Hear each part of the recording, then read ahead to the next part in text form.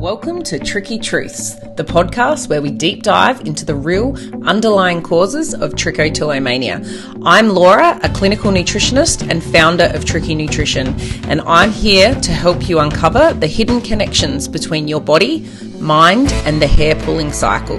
In each episode, we're going to explore the root causes for your hair pulling behaviors, from nutrient deficiencies and gut health imbalances to stress, hormones, and a lot more, because trick is never just a habit, there's always a bigger story behind it.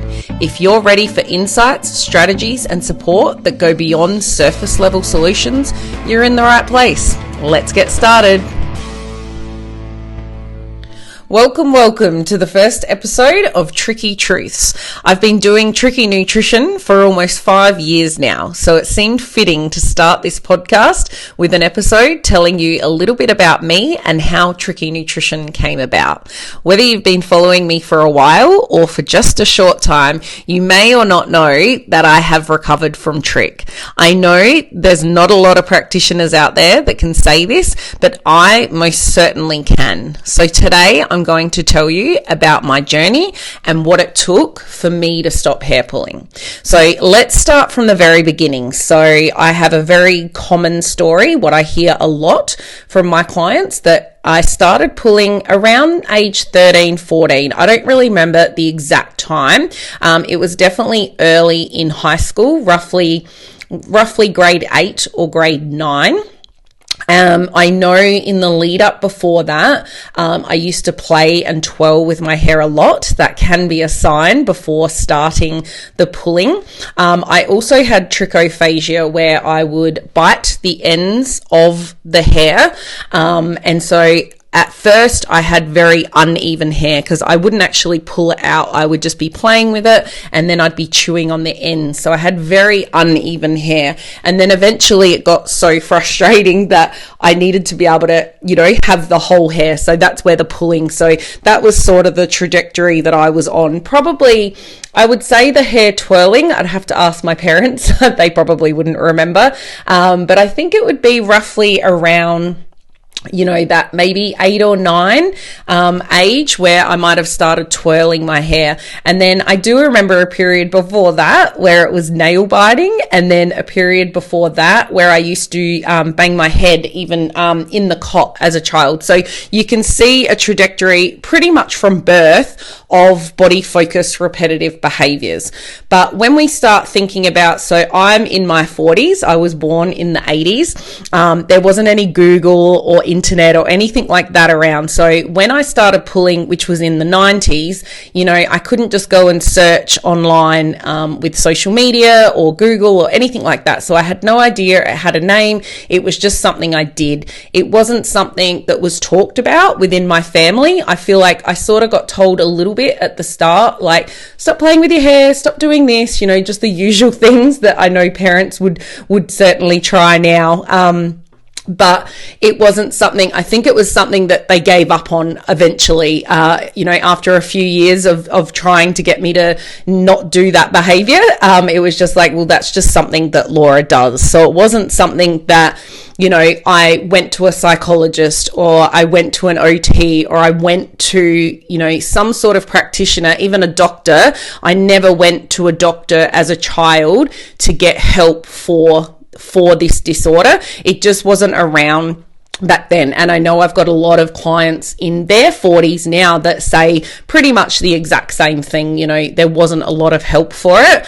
And we just didn't know enough about it. It's just, we've got that age of information now where we can, at the tip of our fingers, just on a phone while we're sitting on the couch. Before we might have had to go to a library and look something up, and then we still might not find that what we need. So because it was then, I didn't get any help. It was just something I did. I think it was in my 20s. I had a friend of mine from high school. Her older sister was doing a psych degree. And I think one of the first conversations and one of the first times that I knew what trichotillomania was when I was having a discussion with her. So this is someone who was only a year older than me, but she was doing stuff, and I'm pretty sure she had covered something to do with body focused repetitive behaviors, or she had noticed, I think, something in a textbook or something that had to do with hair pulling, and she thought of me, and she did pull me aside, and that was the first time I knew it had a name. But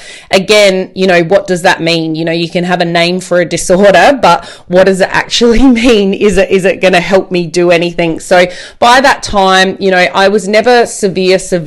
I didn't have big bald patches. I had very uneven hair and very thin hair from pulling it out so much. But I think I had a way of doing it around the crown area that would sort of hide it. I would go to the hairdresser, but, I would go sporadically. I wouldn't go as often as what I probably should, because I was always I would want to dye my hair blonde in high school and beyond. And I still do now, but I use less harsh chemicals with that now. But the most important thing was when I went, I would always come up with something, like, oh yeah, I was just, it got caught in a hair tie, or, I would always come up with some sort of excuse as to why it was uneven, or, why it looked the way that it did. And it seemed to just fly with the hairdressers. So it was easy to get out of. So, fast forward, pretty chronic hair puller. I know I was in a relationship in my 20s and early 30s that, it got so bad. I always get people to rate their urges as 10 out of 10 being totally out of control, and mine was definitely there. It was definitely every day. I hadn't correlated anything to my pulling yet, but I do know that in that relationship that I was in, it would get to the point where he'd go, can you just stop? Thought he was helping, like he was definitely thought he was being helpful, but it most certainly wasn't. But it was to the point where if I had that exact right hair and that exact hair that I wanted, like I couldn't just put my hand down and just be done with it. I had to literally move rooms so that I could continue pulling without somebody trying to stop me. So that's pretty much my worst case, and it was probably like that for a good couple of decades. So fast forward to my early 30s, I started my Bachelor of Health Science, so majoring in nutrition and dietetic medicine. So I wanted to be a clinical nutritionist. I just liked the idea of diet, nutrition, just that healthy living. I wanted to have a profession. I'd only ever worked in hospitality and cafes prior to that, but I wanted to do something more. So I didn't decide and didn't know what I wanted to do until my early 30s, but I did start it then. And then when I started it was during my degree where I started to do assignments on anxiety and depression and how nutrient deficiency. So I remember iron was a big one, and I remember looking at folate and B12 as big deficiencies, and vitamin D for anxiety and depression. And I remember thinking while doing these assessments I wonder if it's got anything to do with hair pulling as well. Like I wonder if there's any link. And so it was during that time that I started to research, just in my own time outside of, working a job, doing my uni degree, into further things like when it came to nutrition and tricks. So it has been a good 10 years since I started researching, but I will say I learn way more from my clients than I ever did from just researching online. And I definitely learned a lot from my own recovery, but even more from all of my clients that have gone through this process now as well. So when I finished my degree, I finished my degree at the start of 2020. The end of 2019. I had a baby early 2020, and I'd been researching it for a good 3 or 4 years by then. Maybe even 5 years, but I hadn't really done anything about it myself. I had noticed that MSG was a big one, so monosodium glutamate. I noticed would cause extra pulling and anxiety. I noticed preservatives like sulfites were causing the same thing, and also caffeine. So if I had too much coffee, I'm a big coffee drinker. I'll definitely have to have an episode about coffee and caffeine drinks in the future.